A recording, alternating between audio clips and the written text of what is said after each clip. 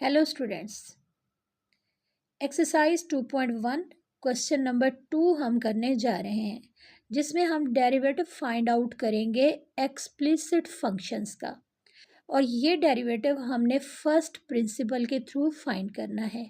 First principle, इसका दूसरा नाम है बाय डेफिनेशन या फिर बाय AB इनिशियो मेथड। ये हमने अप्लाई करना है। ये तीनों नाम एक ही मेथड के हैं। इस फंक्शन को हमने सॉल्व करना है। फंक्शन को सॉल्व करने से पहले हम ये देख लेते हैं कि एक्सप्लिसिट फंक्शन क्या होता है। ऐसा फंक्शन जिसमें डिपेंडेंट और इंडिपेंडेंट वेरिएबल्स सेपरेट करके लिखे हुए हैं, मिक्स करके नहीं लिखे हुए, जिसको देखते ही हम कंफ्यूज नहीं होते, जिसमें डिपेंडेंट वेरिएबल इक्वल के एक साइड पे और इंडिपेंडेंट वेरिएबल दूसरी साइड पे लिखा हुआ है।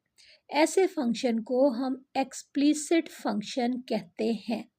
यानी ऐसा फंक्शन जिसको देखते ही हमें पता चल जाए कि डिपेंडेंट वेरिएबल कौन सा है, इंडिपेंडेंट कौन सा है, और ये बात बिल्कुल क्लियर हो। क्वेश्चन नंबर 2 में हमारे पास एक एक्सप्लिसिट फंक्शन गिवन है जिसका हमने डेरिवेटिव फाइंड करना और बाय डेफिनेशन हमने फाइंड करना है। बाय डेफिनेशन का मतलब ये है कि limit delta x approaches to zero delta y over delta x. अगर ये चीज़ हम अपने क्वेश्चन में बना लें, यानी डेल्टा एक्स डेल्टा वाई जो कि इंक्रीमेंट है वाई में, डेल्टा एक्स इंक्रीमेंट है एक्स में, और डेल्टा एक्स अप्रोच कर रहा है ज़ीरो को, अगर ये सूरत हाल आ जाए तो हम इसको d y over d x लिख सकते हैं। डेल्टा वाई इंक्रीमेंट है डिपेंडेंट वेरिएबल में और डेल्टा एक्स इंक्रीमेंट है इंडिपेंडेंट वेरिएबल में।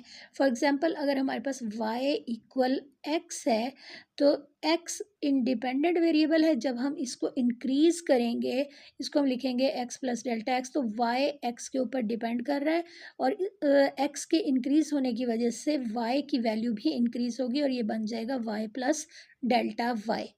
बिल्कुल इसी तरह एक और एग्जाम्पल देख लेते हैं। अगर हमारे पास है y equal under root x, तो अब x को हम इंक्रीज कर देंगे, इसको हम लिखेंगे x प्लस डेल्टा एक्स, इसमें हम इंक्रीमेंट ऐड कर देंगे। इंडिपेंडेंट वेरिएबल जैसे ही इंक्रीज होगा तो डिपेंडेंट वेरिएबल भी इंक्रीज हो जाएगा। अब ये डेफिनेशन अप्लाई करने के लिए ज़रूरी है कि हमें ये पता हो कि हमने इंक्रीमेंट्स कैसे ऐड करनी है। अब x को इंक्रीज करके हम लिख रहे हैं x प्लस डेल्टा एक्स।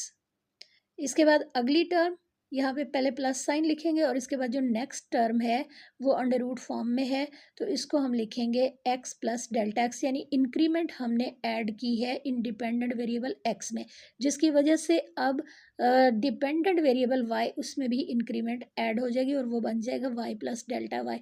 इसके बाद हम y को दूसरी साइड पे ले जाएंगे और वैल्यूज़ को सिंप्लीफाई करेंगे।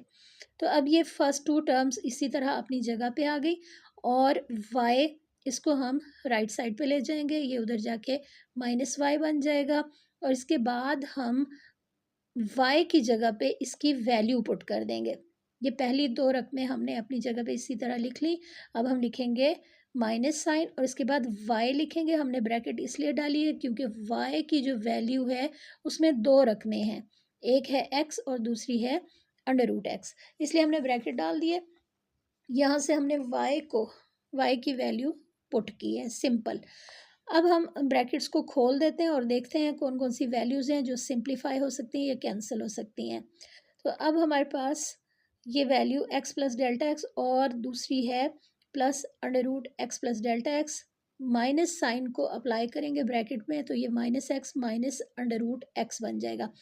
अब x जो है ये फर्स्ट टर्म में भी मौजूद है, x माइनस एक्स और x, इसको हम कैंसिल कर देंगे, जिसकी वजह से अब ये ब्रैकेट जो है फर्स्ट ब्रैकेट इसको खोल के हमने x को कैंसिल कर दिया।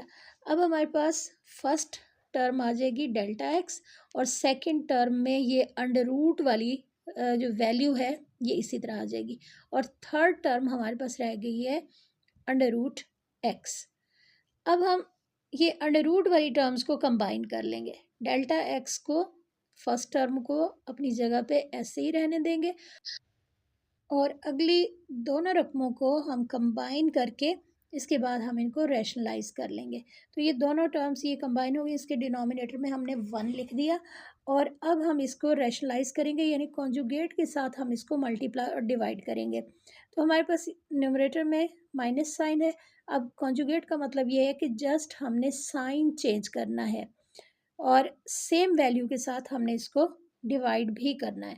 अब आप देख रहे हैं कि न्यूमरेटर में जो दोनों वैल्यूज़ हैं ये सेम है, सिर्फ ये है कि पहले टर्म जो है उसमें माइनस साइन है और दूसरी में प्लस साइन है।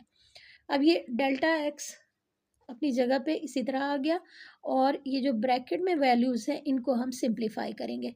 डिनोमिनेटर को हम 1 के साथ मल्टीप्लाई करके लिखेंगे। तो denominator x plus delta x under root plus under root x, ये वैल्यू आ गई। और जो न्यूमरेटर है इसको हम फार्मूले के थ्रू सिंप्लीफाई कर लेंगे। अब ये फर्स्ट टर्म इसको हमने ए कंसिडर कर लिया, एक्स प्लस डेल्टा एक्स ए है और दूसरी वैल्यू बी है। अब यहाँ पे भी हम इसी तरह करेंगे, ए फर्स्ट वैल्यू को और बी हमने सेकंड वैल्यू को लिख दिया। तो अब हमारे पास ये जो फर्स्ट टर्म है ये ए माइनस बी और दूसरी जो वैल्यू है ये ए प्लस बी को रिप्रेजेंट कर रही है। और हमें पता है कि ए माइनस बी और ए प्लस बी जब मल्टीप्लाई होंगे तो आंसर होगा ए स्क्वेयर माइनस बी स्क्वेयर। तो ये फार्मूला अप्लाई करके हमने वैल्यूज़ को सिंप्लीफाई करना है। अब हमारे पास न्यूमरेटर में एक वैल्यू माइनस फॉर्म में और दूसरी वैल्यू प्लस की फॉर्म में मौजूद है। इनको अब हमने मल्टीप्लाई करके सिंप्लीफाई करना है। फार्मूले के अकॉर्डिंग जब हम सिंप्लीफाई करेंगे तो फार्मूले में पहले ए स्क्वेयर है, ए की जगह पे हमारे क्वेश्चन में है एक्स प्लस डेल्टा एक्स, तो इसका स्क्वेयर हो जाएगा। इसके बाद फार्मूले में माइनस साइन है, माइनस लिखेंगे और फिर बी का स्क्वायर लिखेंगे और बी की वैल्यू हमारे क्वेश्चन में है अंडर रूट एक्स, इसका हम स्क्वायर लिखेंगे। इसके बाद हम स्क्वायर और स्क्वायर रूट को कैंसिल कर लेंगे, जिसकी वजह से अब ये वैल्यूज़ हमारे पास बिल्कुल सिंप्लीफाइड फॉर्म में आ गई हैं। फर्स्ट टर्म डेल्टा एक्स और सेकेंड टर्म हमारे पास आ जाएगी एक्स प्लस डेल्टा एक्स और इसके बाद आगे माइनस एक्स है और ये डिनोमिनेटर अपनी जगह पे उसी तरह मौजूद है।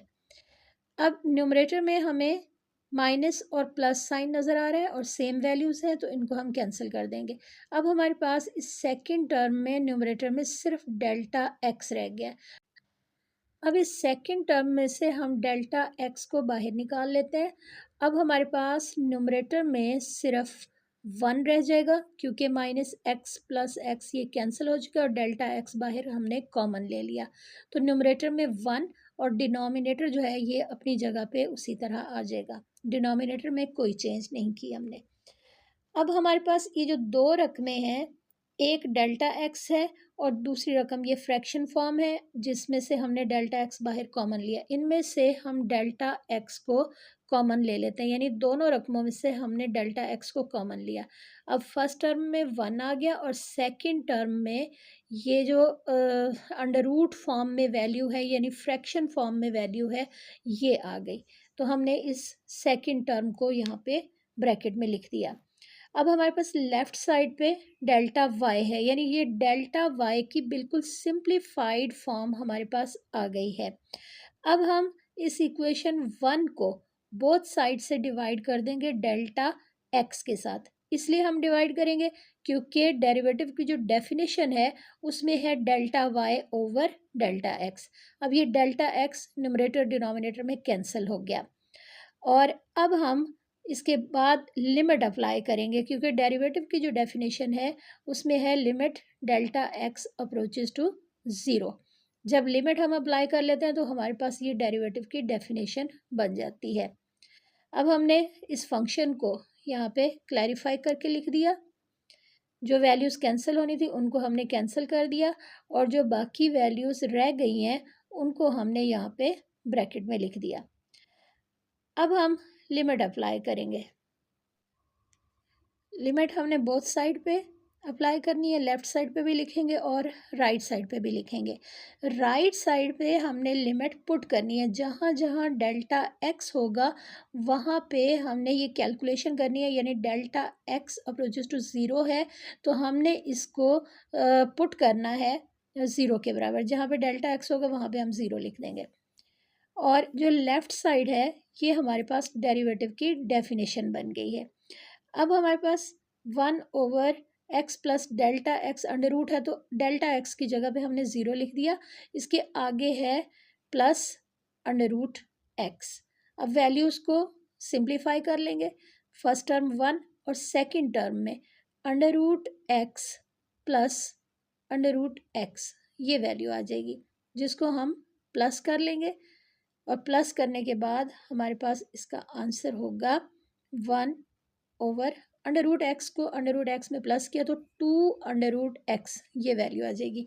और इसकी जो लेफ़्ट साइड है इसको अब हम लिख सकते हैं dy/dx। अच्छा, अब ये पॉइंट इसको हम क्लियर कर लेते हैं।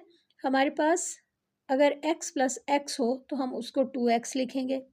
बिल्कुल इसी तरह अगर हमारे पास under root x plus under root X हो, यानी दो वैल्यूज़ जो अंडर रूट फॉर्म में हैं ये प्लस हो रही हूँ, तो हम इसको लिखेंगे 2/x। और लेफ़्ट साइड डेरिवेटिव की डेफिनेशन है। जब हम क्वेश्चंस में अप्लाई करते हैं तो हम डेफिनेशन को ज़्यादा डिस्कस नहीं करते, इसको हम ऑलरेडी डिस्कस कर चुके हैं। इसके ऊपर एक कंप्लीट लेक्चर मौजूद है कि डेल्टा वाई क्या होता है, डेल्टा एक्स क्या होता है, लिमिट कैसे अप्रोच करती है और ये dy/dx क्यों बनता है। तो ये सारी डिस्कशन हम पहले से कर चुके हैं। तो अब हम यहाँ पे जस्ट इसको यूज़ कर रहे हैं।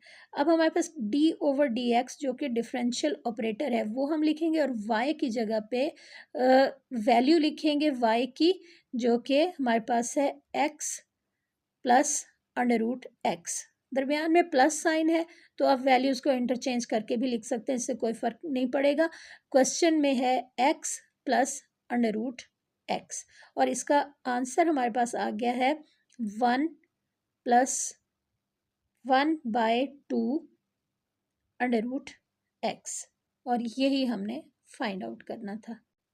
ये हमने डेरिवेटिव फाइंड किया है बाय डेफिनेशन या बाय फर्स्ट प्रिंसिपल। उम्मीद है आपको आज का लेक्चर समझ आ गया होगा। अपनी फीडबैक ज़रूर दीजिएगा। Thanks for watching.